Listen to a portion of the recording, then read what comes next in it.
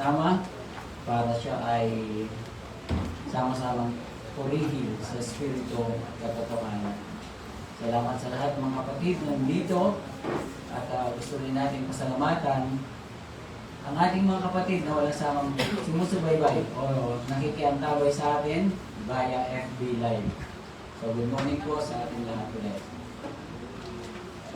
Simulan po natin yung ating gawain sa pamamagitan ng pag-awit ng mga ilang Kristiyanong awitin.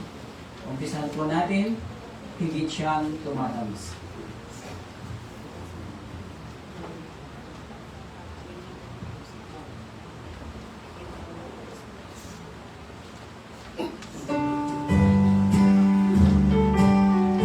Tumawit po tayo ng may sigla sa ating puso.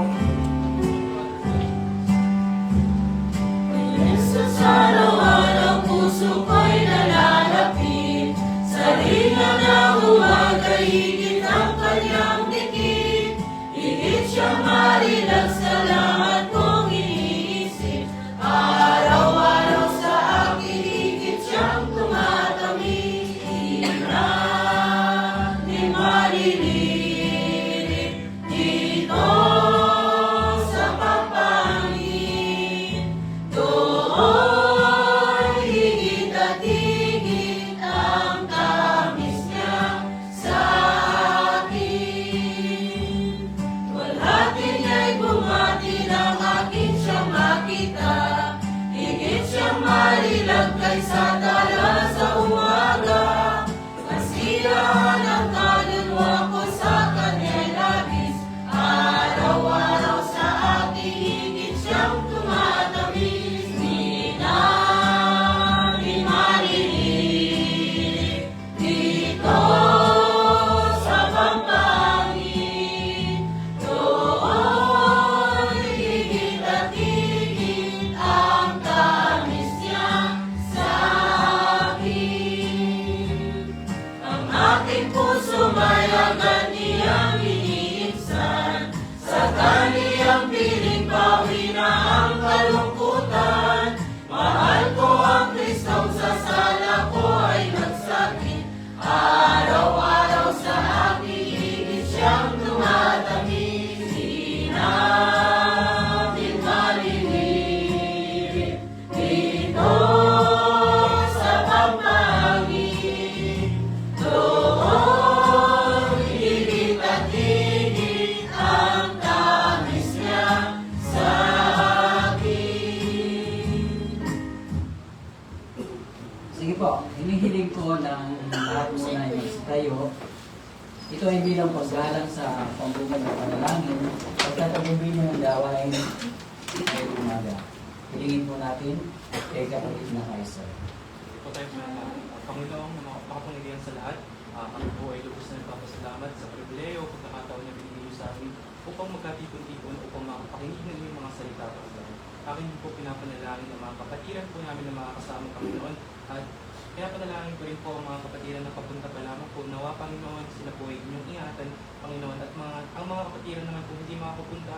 Nawa Panginoon sa susunod po namin gawain sila po ay amin ng makasama Panginoon. At akin din po pinapanalangin ang tagapagsalita po namin Panginoon, nawa bigyan niyo po siya ng lakas at katalinuhan upang maipahayag po ang inyong mga salita Panginoon ng mas maayos. At pinapanalangin ko po ang mga salitang ito ay nawa hindi lang po namin marinig kundi maiantay din po namin sa pang-araw-araw po namin gawain. Sa inyo po namin binabalik ang matamis na pangalan ni Jesus. Amen. Amen. Maraming salamat. Ngayon, sa pagputuloy po, makakarinig muna tayo ng mga tanging bilang.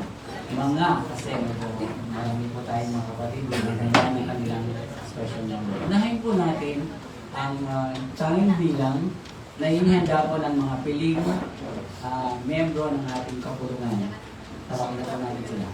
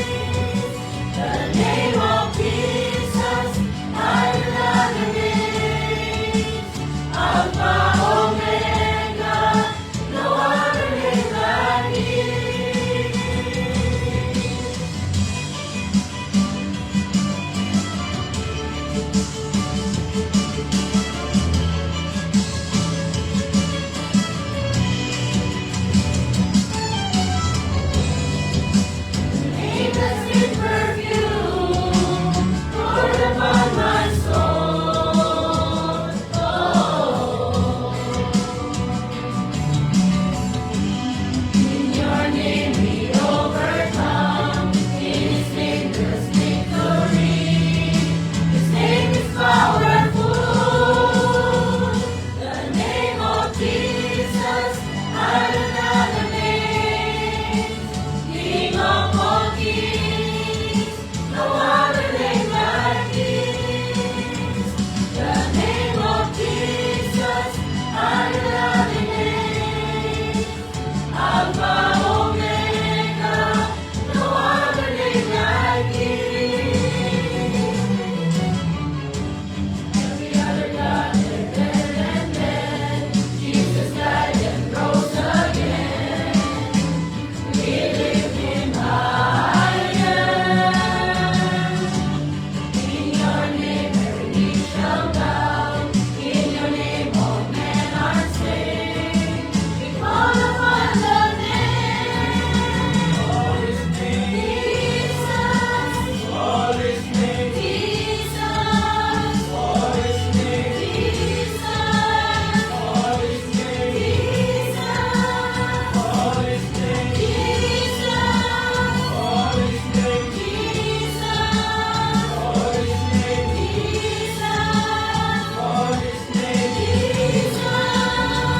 The name of Jesus, higher than the name. King of all kings, no other name like His. The name of Jesus, higher than the name.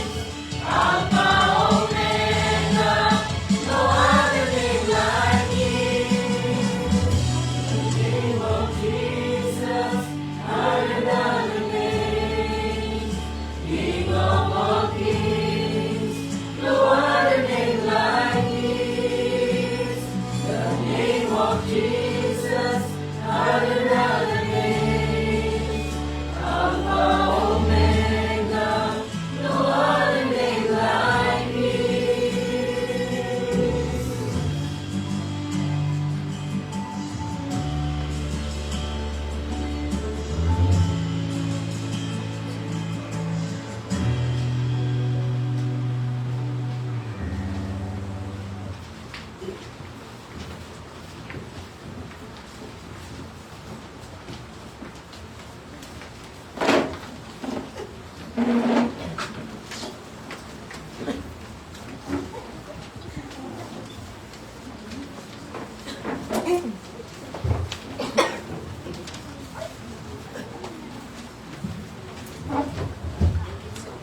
Maraming salamat po sa ating mga kapatid na sama-samang mag-practice ng isang tanging bilang. Meron pa po tayong isa na naka-ready na, ang ating kapatid na si Sister Alessandra Padilla.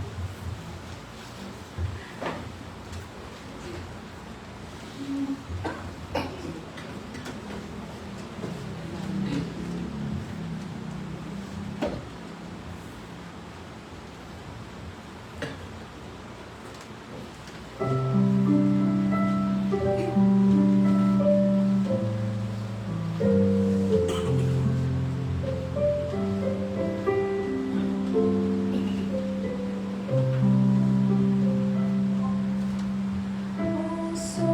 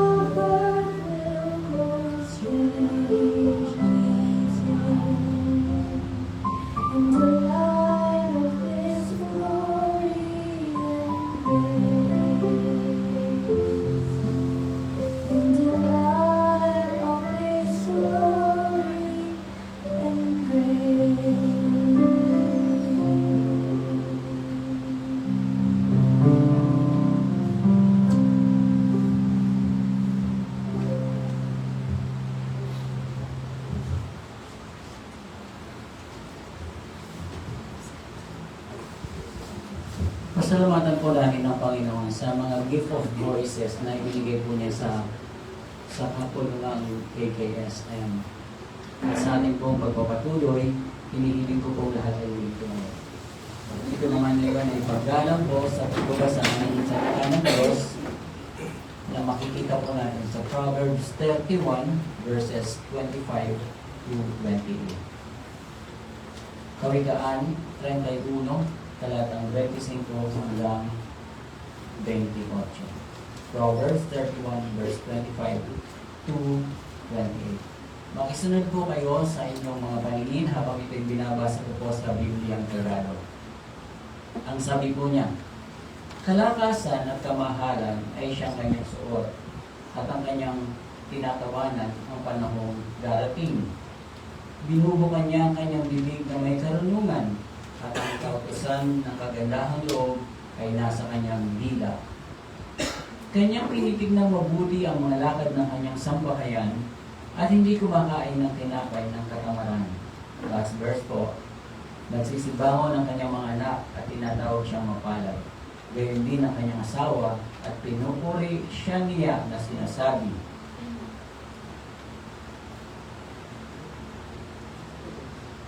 maraming anak na babae ay nagsisigawang may kabaitan, ngunit ikaw ay humihigit sa kanilang lahat. Pagpalain po ang pagkabasa ng salita ng Diyos na sa aking pagkakaintindi ay parang ito'y in support doon sa celebration ng mga mother. So, bago po natin marinig yung entirety ng kanyang message, yung kabuang mensahe na nakapalaw po sa mga verses na to, pakinggan po natin ang isang awit na support din sa kanyang message. Pakinggan po natin ang mga tinig ng magkakapatid na Ibel, Bernalyn, and Ingrid. Palayon. Palayon.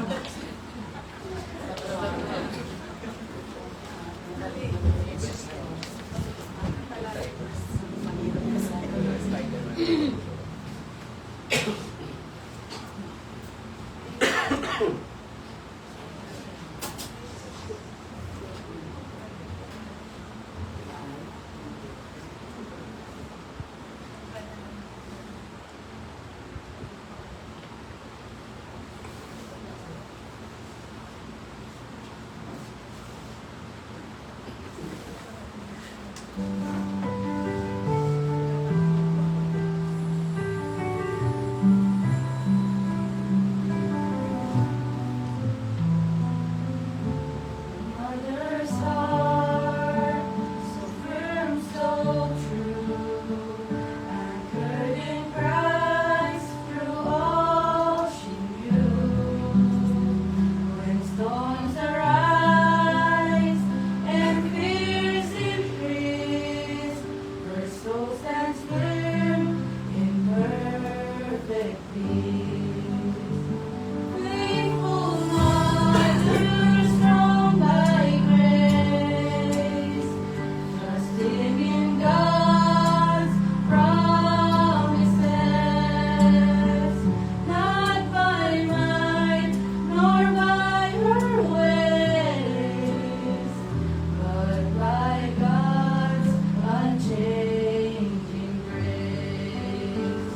Faithful mother, strong by grace, trusting in God's promises,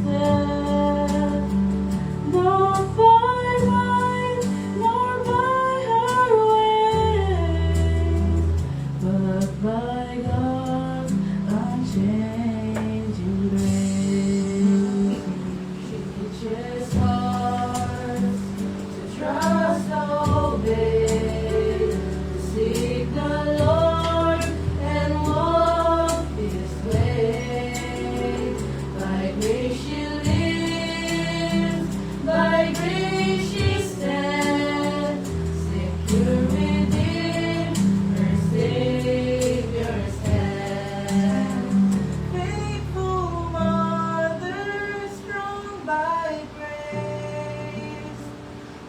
trusting in God's promises, not by might nor by your ways, but by God's unchanging grace. Faithful Mother, strong by grace, trusting in God's promises, not by might nor by our ways, but by God's unchanging grace.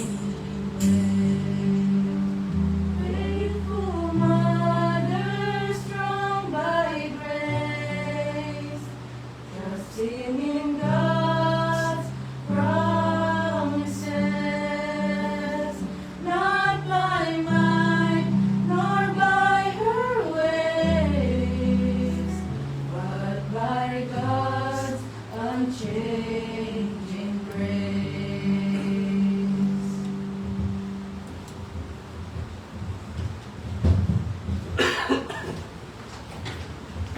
At ngayon handa na po natin ang ating mga puso at isip para sa salita ng Diyos at sa pagpapaliwanag ng mga lesson o aralin sa likod ng Proverbs 31 verses 25 to 28. Si Brother Romy po.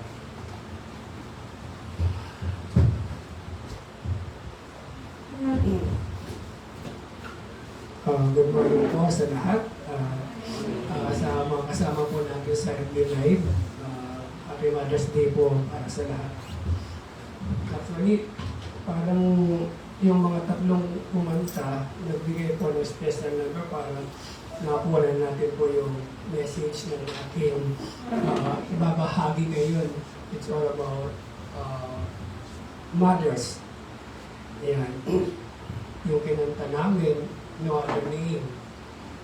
Kinanta niya ang aking kapatid, kasi Alexandra, ay Turn Your Eyes Upon Jesus and Faithful Mother. Ayan. Sabi nga, there is no other name that you can turn your eyes upon to anyone but only to God.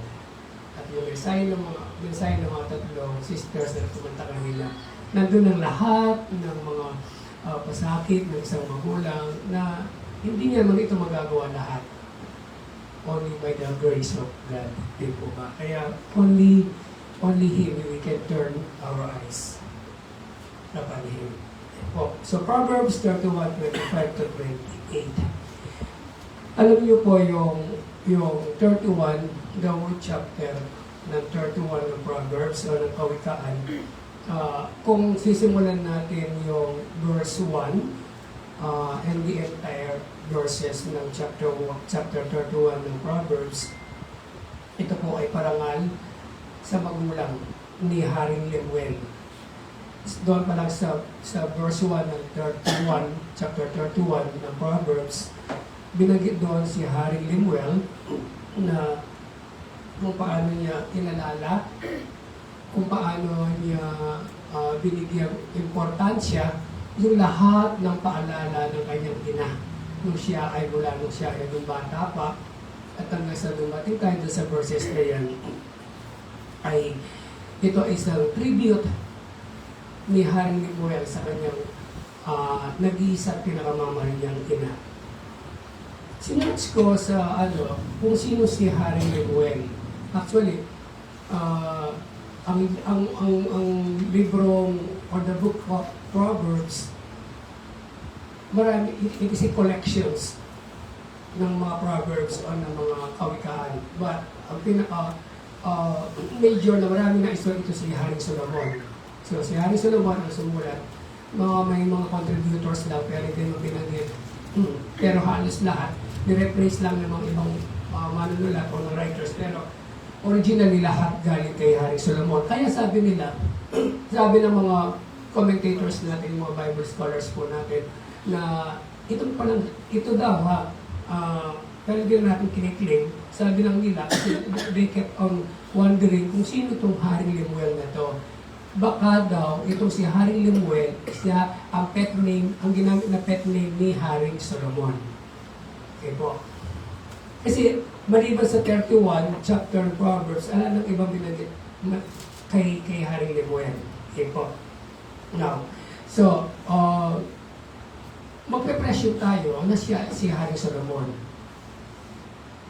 Binanggit niya, inalala niya kung gaano kahalaga ang isang magulang. Naalala ko, sabi ng nanay ko noon, na kapag ang babae ay manganganak o nanganganak, ang isang paa niya ay nasa limit ng kamatayan. Tama po? Kasi hindi mo alam o hindi alam ng nanay na manganganak kung siya ay mabubuhay pa ba after giving birth. Kasi nanganganib ang buhay ng isang babaeng ina na manganganak. Kaya ganoon ka-risk, ganoon kadelikado ang isang babaeng magulang na manganganak. Yan. Tapos naalala ko pa nga, palagi sinasabi ng nanay ko noon na pag halimbawa, nagtatampo kami, tapos naglalambing siya, tapos hindi namin siya napagbibigyan, sasabihin niya kagad na siyang nagulang na kayong binitbit kay at tiyampuan. Yun eh. Palagi kung gano'n ang ano ng nanay niya, siyang nabuwan ko kayong binitbit sa tiyan ko. Ibig sabihin, talagang yung pagsasuffer ng isang nanay ay hindi basta-basta. Hindi ganun siya kasimple. Ang isang nanay ay sinasabi natin siya isang sa bahay lamang siya. Siya isang napaka-weak na dahil ala siyang alam kung dapat alagaan lamang ang kanyang mga anak, ang kanyang asawang lalaki, at ang lalaki ang bahala na sa lahat. Pero hindi po ganun, di po ba?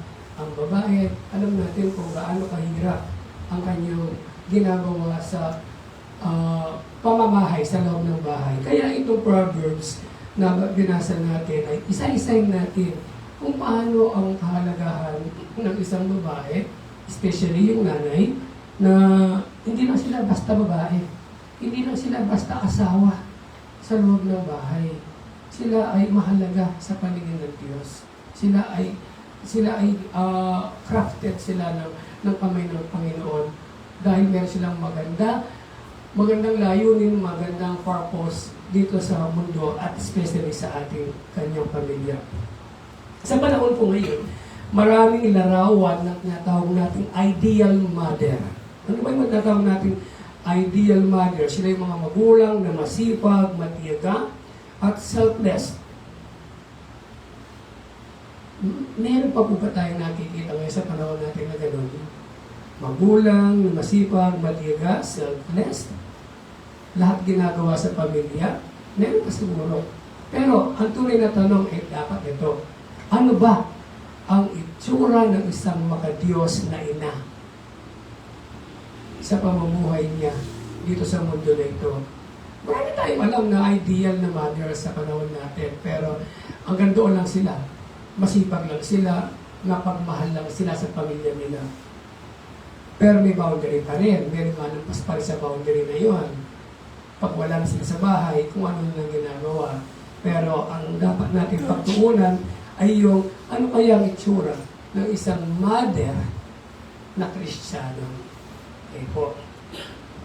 Proverbs 31, sabi niya, ito ay hindi lang simbolo ng pagiging perfect wife, kundi larawan ng isang babaeng may takot sa Diyos na nagbubuo ng tahanan ng tamang pundasyon. Bumubuo ng tamang pundasyon, sabi niya, ng isang tahanan. Di ba sabi natin, mother, siya yung ilaw, ang tatay, siya yung haligi, pero kung tutuusin, talaga ang nanay, siya yung pundasyon. Kasi sa kanya tayo lahat eh. Siya lahat ang namamahala sa buong kabahayan natin. Sa bahay natin, siya lahat. Siya ang may alam. Bawat sulok ng bahay natin, alam niya. Di po ba? May hahanapin ka lang eh. Sa kanya lahat eh. Ako nga kanina sabi ko, Lela, sa charger ko. Lela, si medyas ko. Lela, sabi niya, ano ba naman yan? Di po ba? Aminin natin, lahat ng hinahanap natin sa bahay kay nanay natin hinahanap. Meron lang natin si tatay, hindi na alam kung saan yan eh. Pero si nanay, pag tinanong mo, alam niya sigurado kung nasaan po yan. Di po ba? Alam niya, nasaktan ka, nadapa ka ng bata kasi nung sinagaw mo pangalan, nanay mo. Nanay ko po, anay ko po, mami ko, hindi mo, never na binanggit mo ang tatay mo pag nadapa ka. Inaway ka, sinuntok ka, susumbok kita sa nanay ko. Di ba? Palaging si nanay. Kasi yung pag-nurture ng nanay sa pamilya, kasi siya yung madalas mong kasama. Kaya, palaging kay nanay. Kaya napakabigat ng responsibilidad ng isang nanay. Saludo po kami sa inyo, mga nanay. Yan. At yung magiging nanay pa. Verse 25 tayo. Sabi niya, kalakasan at karangalan ay kanyang suot. Number 1, ang makadiyos na ina ay may panloob na lakas, strength, within. Yan. Sabi doon sa 25, ano yung sikreto ng isang nanay?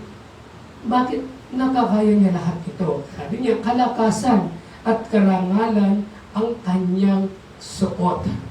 Yan. Hindi siya physically strong. Hindi lang siya physically strong, kundi spiritually strong siya. Kung hindi siya spiritually strong, hindi niya makakayanan ang lahat ng gawain niya sa loob ng pamamahay natin. Tayo mga lalaki, medyo minsan nakakasakit na tayo, nakakapagtaka ang mga asawa natin, napakalakas nila, no? Yung nakakaya nilang lahat ng gawain sa buong bahay. Di po ba? Nandiyan lang sila sa loob ng bahay. Pero inisip mo na yan lang naman talagang trabaho nila eh. Pero hindi. Kung nandyan lang tayo, binabantayan natin sila kung ano ginagawa nila buong maghapon. Baka hindi natin tayo mga lalaki, baka hindi natin makayanan ang kanilang ginagawa. But, nagagawa po nila ito dahil sa lakas na binibigay ng Panginoon. Bakit? Kasi may suot sila eh. Ang sinusuot nila sa katawan nila ay yung kalakasan at karangalan. Yung honor nila and strength. Ang kanilang lakas ay nagmumula sa Diyos, hindi sa sariling kakayahan niya. Kahit pagod na, hindi siya sumusuko sa responsibilidad. Bakit? Kasi alam niya, may katuwang siya. Ang Diyos ang tumutulong sa kanya. Di ba, pagka nanghihina tayo, nanlalata tayo, sino tinatawag natin? Ang Panginoon. Panginoon, bigyan mo ko ng kalakasan. Sana makayanan ko po ito. Ganyan ang mga mother natin eh. Kinakaya po nila. Hindi nila ipinapakita sa kanilang pamilya na nanghihina sila. Although, nagmamanifest sa sarili nila, sa mukha nila, pagod sila. Pero nakakayanan pa rin nila because ang Panginoon ang tumutulong sa kanila. At dahil, sabi niya, ang kanilang isinusuot ay ang natawag nating strength within. Ano po yun? Ang sinusuot nila hindi palamuti. Di ba ang ginto, ang alas, ang perlas, ang bracelet, ang necklace, ang ankle, ang neck. Kung ano naman yung palamuti sa katawan natin, sinusuot natin yan, hindi daily, tama po ba? Sinusuot natin lahat ng palamuti na yan. Tulad kanina, papunta kami dito, sabi ni cashier na, kasi niya, masin yung relo ko. Sabi ni cashier, naiwan sa bahay sa loob. Sabi niya, parang kasi pagka wala kang isang suot na na kahit na anong palamuti sa katawan mo, parang hindi siya pakiramdam niya kulang. Eh po ba, kahit na isang hikaw lang, isang sing-sing lang, nakalimutan mo, parang hindi kompleto yung katawan mo. Okay. So, anong pinupunto ko dito? Yung mga halas natin, hindi natin isinusuot yan araw-araw. Minsan, pang birthday lang, pang celebration lang, pang special occasion lang. Ganon ang babae. Ang babae, sabi niya, araw-araw, isinusuot niya yung kalakasan na nanggagaling sa Panginoon. Ang kalakasan na binibigay ng Panginoon sa nanay natin, siya yung sinusuot niya araw-araw na parang alahas. parang ginto. Bakit? Bakit kailangan niyang isuot? Kasi pag hinubad niya yan, mawawalan na siya ng lakas galing sa Panginoon. Kaya sabi niya, ang unang sikreto ng isang nanay na mananampalataya ay isinusuot niya. Ginagawa niyang suot pang araw-araw yung kalakasan na ibigay ng Panginoon. Hindi siya accessory. So, ibig sabihin, kung paano ang damit ay nakikita sa labas, ganun din ang kanyang karakter o kanyang pag-uugali.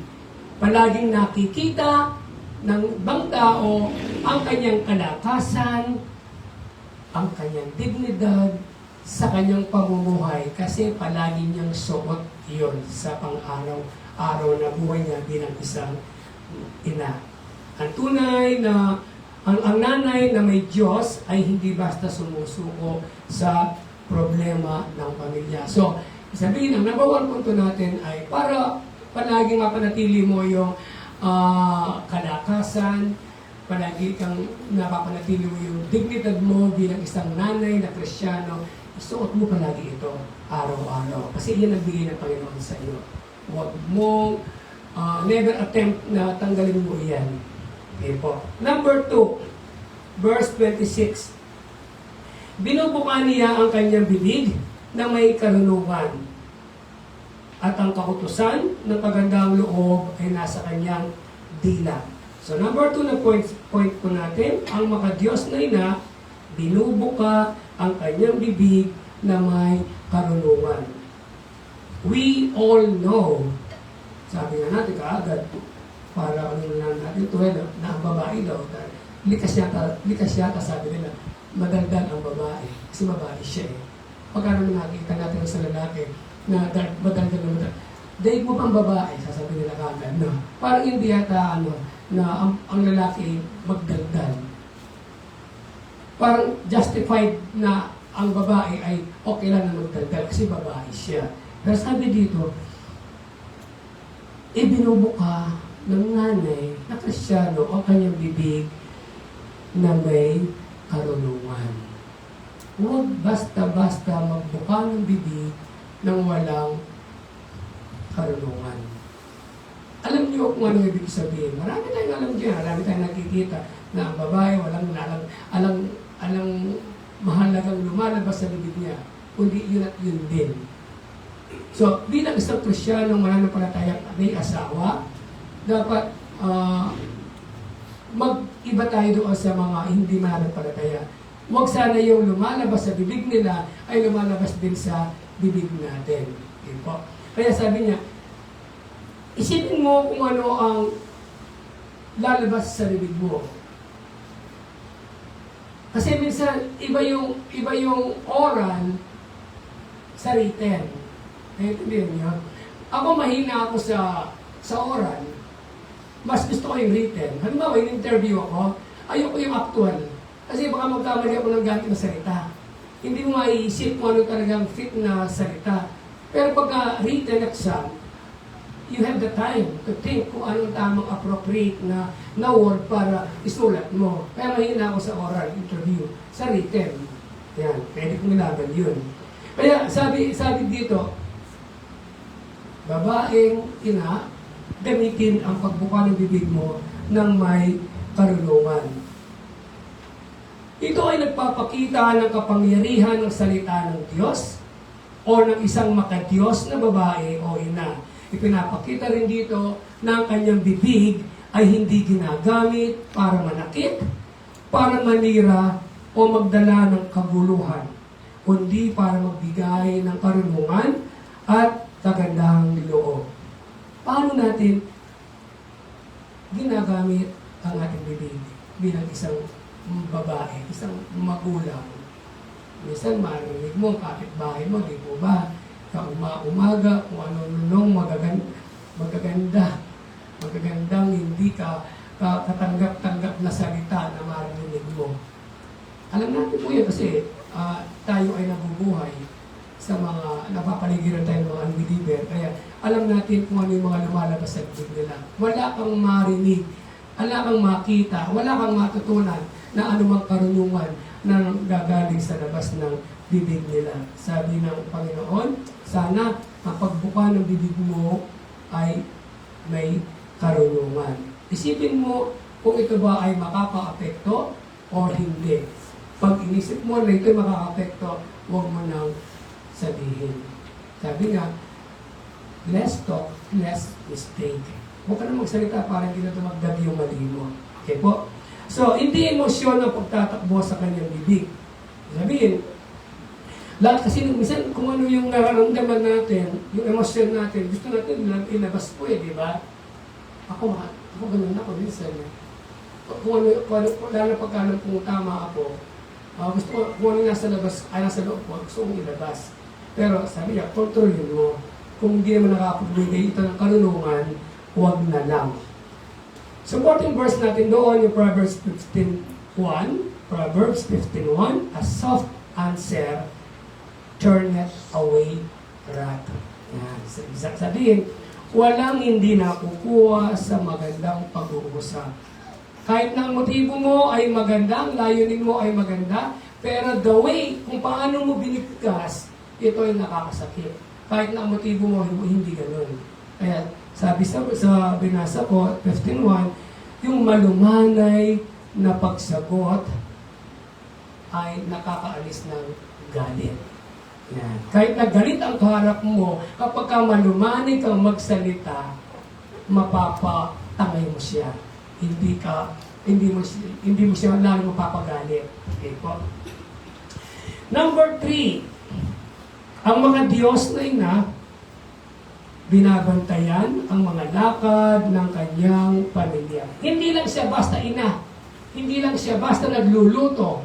Hindi lang siya basta nag-aasikaso kung ano ang baon ng asawa, baon ng anak, naglilinis ng loob ng bahay, inaayos lahat para pagdating ng kanyang mga pamilya, anak, asawa, ay maayos sa kanyang madadatnan. Hindi lang po ganon. Kundi, sabi niya, binabantayan maging ang lakad ng kanyang pamilya. Sino po dito sa atin na inaalam natin kung nasa ng ating mga anak? Yung po generation ngayon, ano sila hindi ko alam, hindi ko maintindihan kung anong generation meron tayo ngayon. Ayaw nilang pakialaman. Di po ba? Ayaw nilang yung ginagawa nila ay binabawalan mo. Yung para bang ang motto nila ay para bang do what you want. Parang ganun. Anyway, it's a free country. Sabi nila, do what you want. Hindi naman ganun, di ba? Pero tayong mga Kristiyano, ang tunay na may malasakit at may pananampalatayang ina ay talagang binabantayan niya ang kanyang mga anak, ang kanyang pamilya. Naalala ko noon, di ba? Kahit naman ngayon di ba? Pagka ang ating mga anak, pagka wala na sila sa oras, nag-worry na tayo. Kasi alam natin kung anong klaseng panahon ngayon meron tayo. Nag-aalala tayo, kahit mga lalaki pa yan. Noon sila Kaiser, sila Ket, pagkagabi na, alas 8, nag-worry na ako. Kasi hindi ka mapakali, hindi ka makatulog. Hindi ka kalmado, hindi ka panatag hanggat hindi mo sila kasama. Kasi lalo at sinachat mo, hindi mo sumasagot. Yung bang nag-iisip tayo, baka may nangyari na sa kanila. Hindi po ba? So,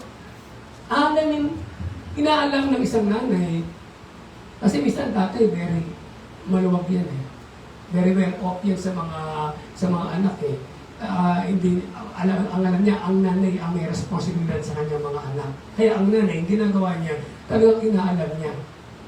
Inaalagaan niya mabuti, binabantayan niya ang kanyang mga anak.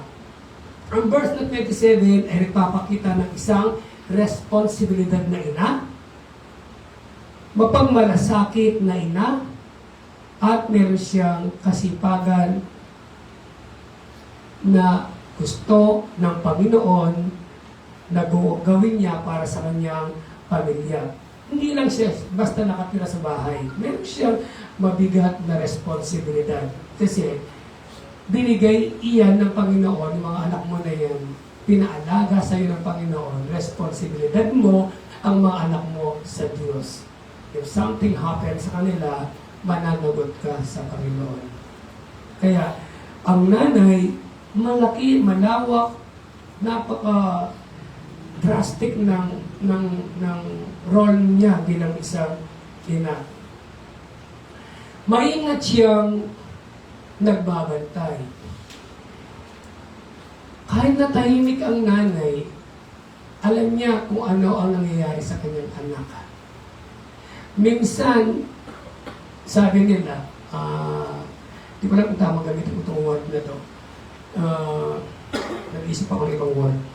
Ang nanay daw, kapag kahit na malayo ang anak niya, kahit nasa ibang lugar, mararamdaman niya kung may sakit o may nangyari sa anak niya. Tama po ba? Kasi something in her body or on her body ay may pipitik. Yung sabi ng nanay ko noon.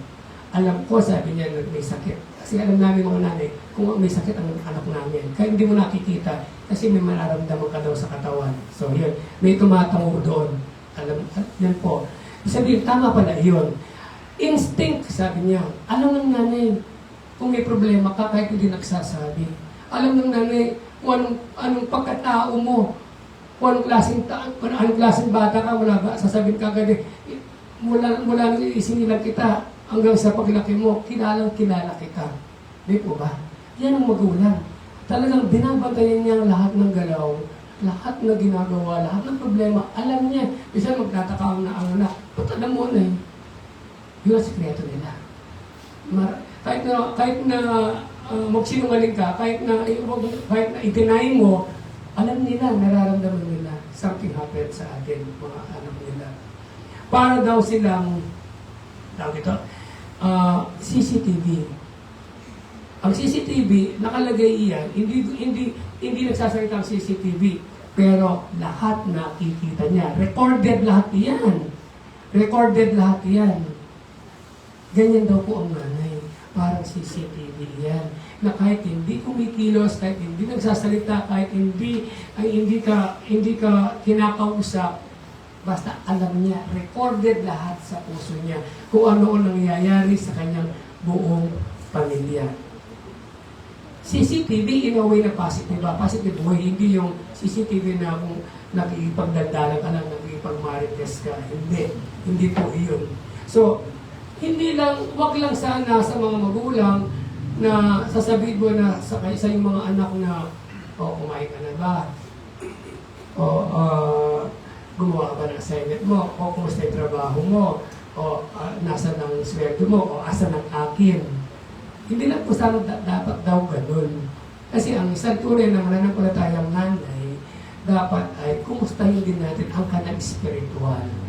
Ang kanyang spiritual na kalalagayan.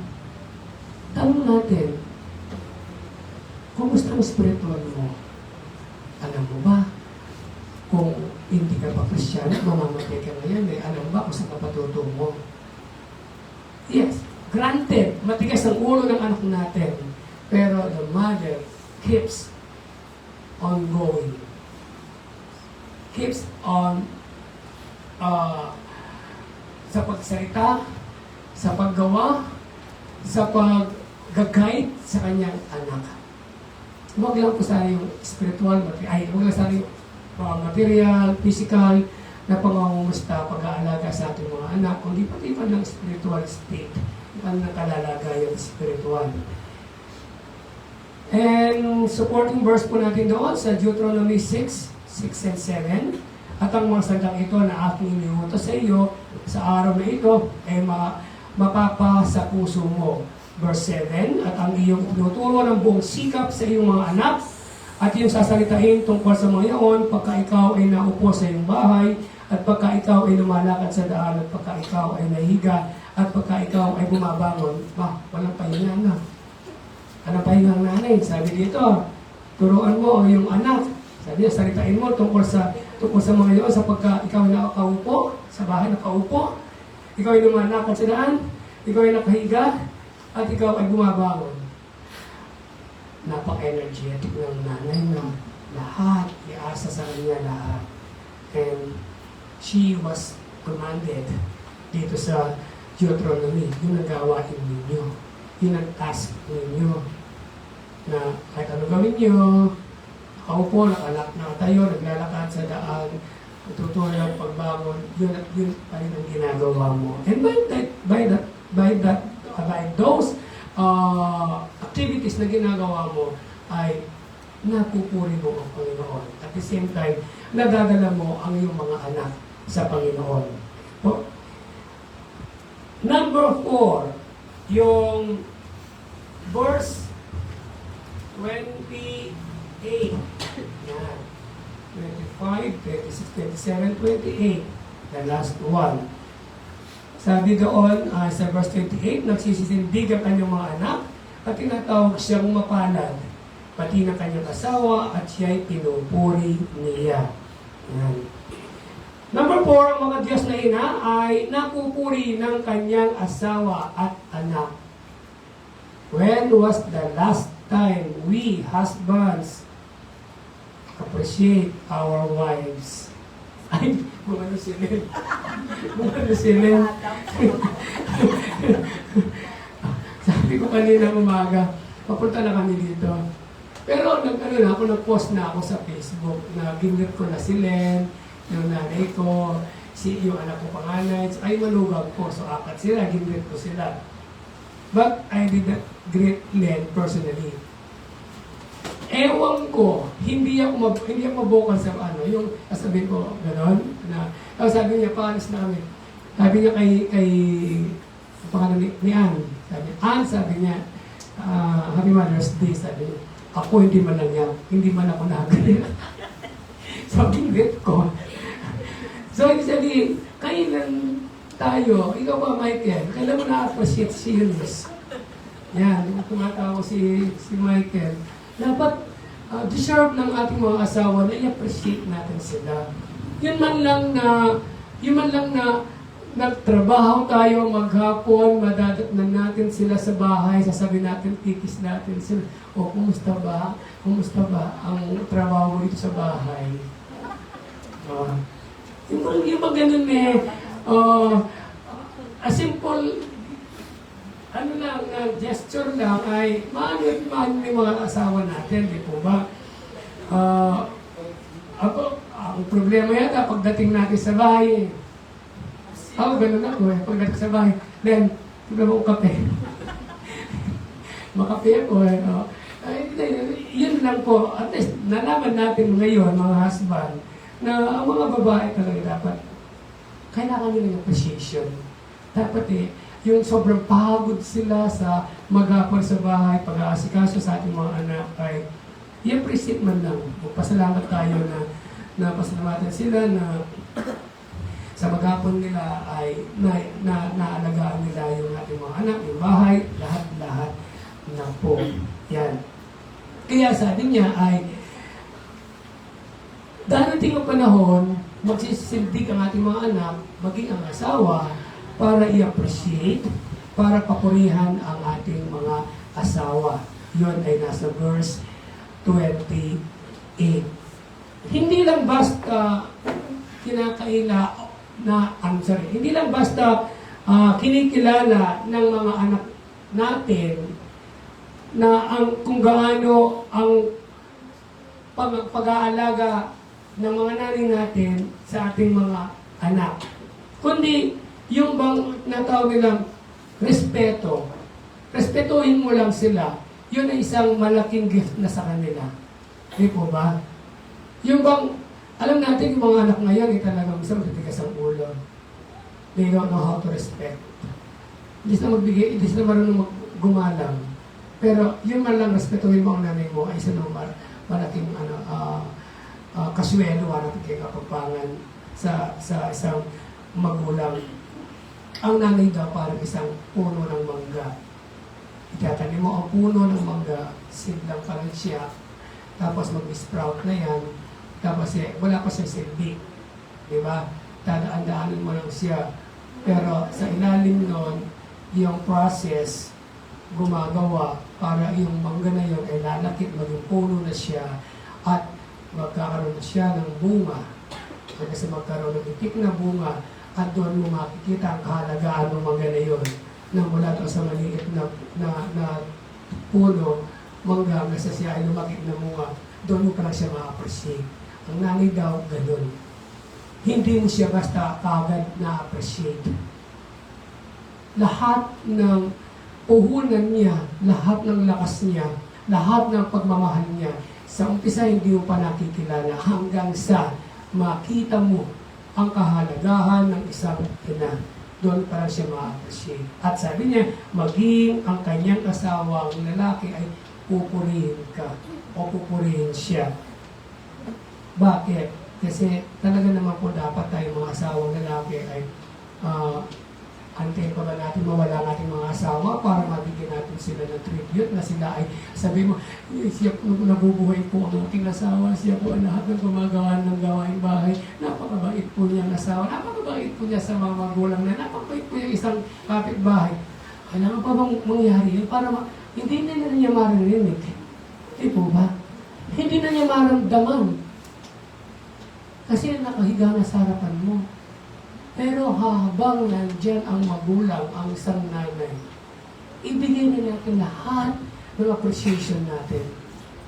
Huwag na natin antayin pa sa kukuhin pa sa Lord para masabi mo sa mga tao kung gaano paganda, kabait, kadakila ang ating mga asawa. Kaya sa Ephesians, last po, Ephesians chapter 5, verse 25, mga lalaki, ibigin ninyo ang inyong asawa. Yan. Yun ay isang hamon sa bawat isang lalaking asawa na ibigin daw natin at din ang ating mga asawa.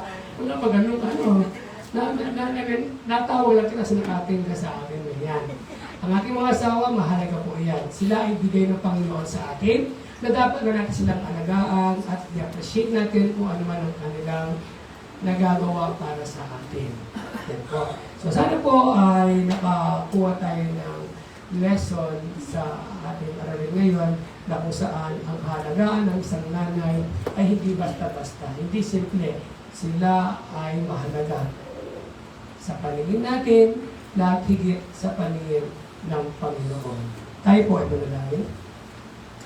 Dakilang Diyos, kami po ay nagpapasalamat sa umaga nito na kami ay binigyan mo po ng pagkakataon para kami po ay makapag-aral, makarinig ng iyong mga salita, Panginoon. Salamat sa bawat asawa na ibinigay mo sa aming Panginoon na kung saan ay dapat namin po alagaan ng mga ito. I-appreciate po natin, i-appreciate namin ang lahat ng kanilang ginagawa. Ibigay po namin ang nararapat na kung saan sila ay makaramdam po sila ng kaginawaan, Panginoon. Salamat po sa biyaya na ipinagkaloob mo sa oras nito. At tatagubilin pa rin po namin ang natitirang oras po na ayun pong gawain sa oras nito. Maraming salamat na langin sa matamis na pangalan ng Panginoon Jesus. Amen. Good morning po.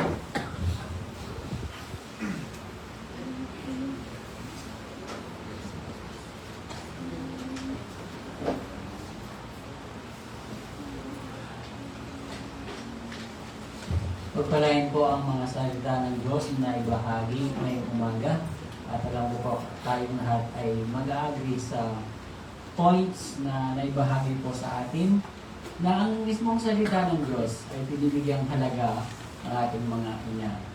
I'm looking forward sa June 3rd Sunday of June Sunday Counting ang mga schedule para malaman din natin kung ano naman yung salita ng Diyos about sa mga ama. Maraming salamat po sa mga salita ng Diyos na ating napag-aralan. At sa aking puso, naniniwala, meron tayong matutunan kung paano bigyang halaga ng ating mga ina.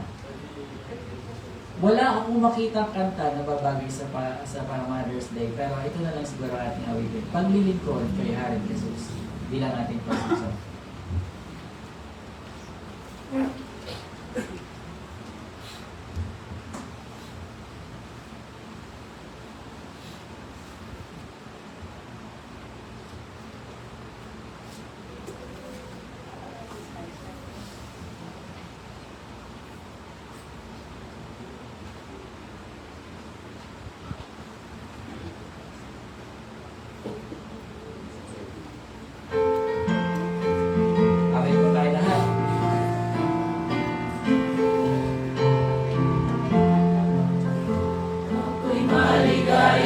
Kakayaring Jesus, maligayang paglilingkod, mapayapa at galak akong lubos, maligaya kay Jesus, paglilingkod kay Jesus, bawat kaya'y ibuhos, ako'y payap at may tuwa, paglilingkod kay Jesus.